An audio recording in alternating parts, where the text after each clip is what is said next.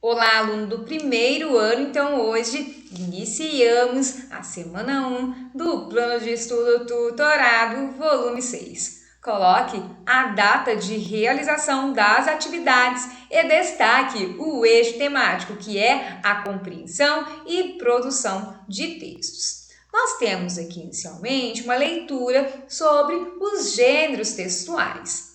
Faça a marcação no seu material ou copie no seu caderno. Notícia e reportagem. A notícia é um gênero discursivo que procura apresentar o registro de fatos de interesse geral, sem que a opinião de quem a escreve a respeito dos acontecimentos seja explicitada. Nesse sentido, os autores buscam ocultar seu posicionamento ou do veículo de comunicação em relação ao fato relatado. A sua finalidade é, primeiramente, informar por meio de um relato as circunstâncias em que ocorreram os fatos registrados. Por se tratar de uma produção realizada por humanos, a neutralidade total é praticamente impossível, pois toda notícia apresenta os fatos a partir de uma perspectiva determinada pelo olhar de quem a escreve, pela orientação do jornal ou revista e pelo público-alvo da publicação. Já a reportagem é um gênero discursivo que se define por apresentar informações sobre temas específicos e por caracterizar situações e acontecimentos a partir da observação direta dos fatos. É um produto, portanto, da atividade do repórter. Embora não tenha o caráter predominante voltado para a objetividade e a neutralidade, como as notícias, a reportagem já apresenta mais traços subjetivos, ou seja, deixa transparecer o posicionamento de quem escreve. Nesse caso, nós vamos ver aqui um exemplo a partir da leitura do texto. 60% das pessoas dormem segurando smartphones, diz pesquisa. No caso, nós temos aqui um título, também chamado aí de manchete. Consumidores por todo o mundo admitem. Eles dormem com seus smartphones, o levam para o banho e resgatariam o aparelho de um incêndio antes de salvar o gato da família. Essas são algumas das descobertas de uma pesquisa feita em 7 países, entre mais de 7.000 pessoas, sobre seus hábitos com smartphones, divulgada nesta terça-feira pela Motorola, a mais nova aquisição da gigante chinesa de eletrônicos, a Lenovo. 60% dos entrevistados disseram que dormem segurando seus aparelhos, com a maior porcentagem na Índia, 74%, e China, 70%. E 57% disseram que levam seus celulares para o banheiro, com as maiores porcentagens na China e no Brasil.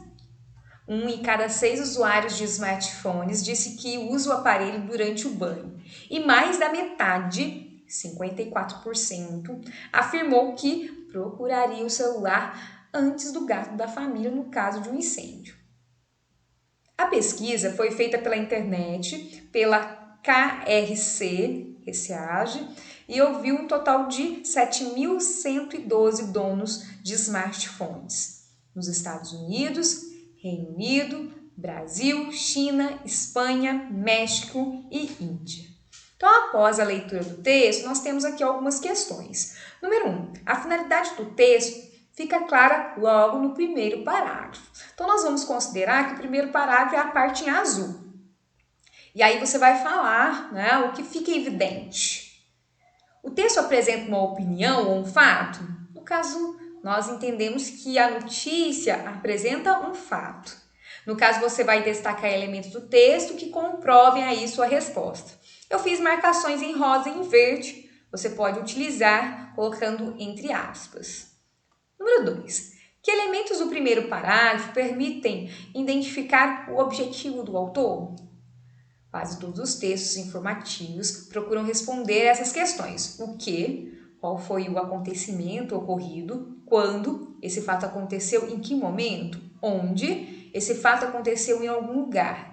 Quem? O sujeito ou os sujeitos envolvidos nesse relato. Por quê? As razões que possibilitaram esse evento. E como? os processos envolvidos para a consolidação desse fato.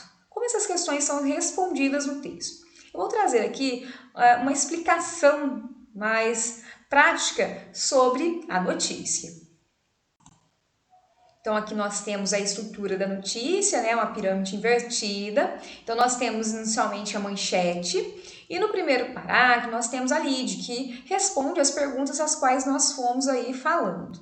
Depois nós temos o segundo parágrafo, traz outras informações, o terceiro, o quarto, que tem o fechamento, e aí nós temos a autoria e data. Então, você pode explicar dessa forma e também, antes de colocar essa explicação, você pode ir respondendo as perguntas que estão sendo colocadas. Número 3. Como a notícia, a reportagem também é um gênero jornalístico.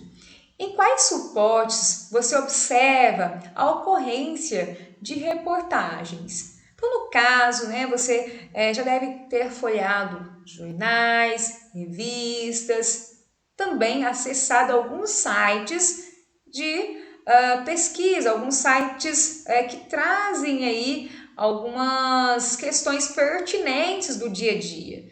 Quando eu falei de pesquisa, eu falei que às vezes, por exemplo, o site G1 tem um campo de pesquisa que você pode procurar diversas reportagens. Número 4. Entre os gêneros jornalísticos, há aqueles que priorizam a informação e os que priorizam o comentário. Quanto à reportagem, ela é considerada um gênero que se ocupa tanto da informação quanto do comentário. Identifique no texto lido aspectos que o caracterizam como notícia. Você pode trazer a estrutura do texto. Então, você pode falar, né, que uma notícia nós temos a manchete. Você coloca a manchete aqui, que é o título. Depois, você pode colocar a parte do lead, né, com as suas palavras, as informações colocadas aí, que seriam essas ideias do primeiro parágrafo, né, a qual já discutimos. Depois, né, o corpo do texto de forma geral, tá? Continuando aqui, quais são as principais características da reportagem? Você vai voltar aqui, né, nas marcações colocadas, você vai copiar e também irei dar outras dicas aí para complementar a questão número 5.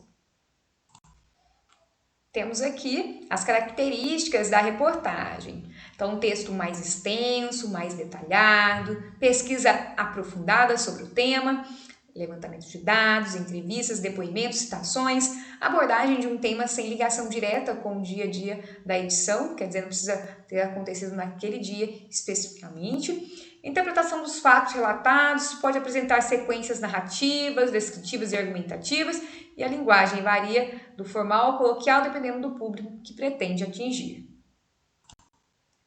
Dessa forma, nós finalizamos essa videoaula. Espero aí que você tenha entendido, tenha aí uma boa semana e um grande abraço.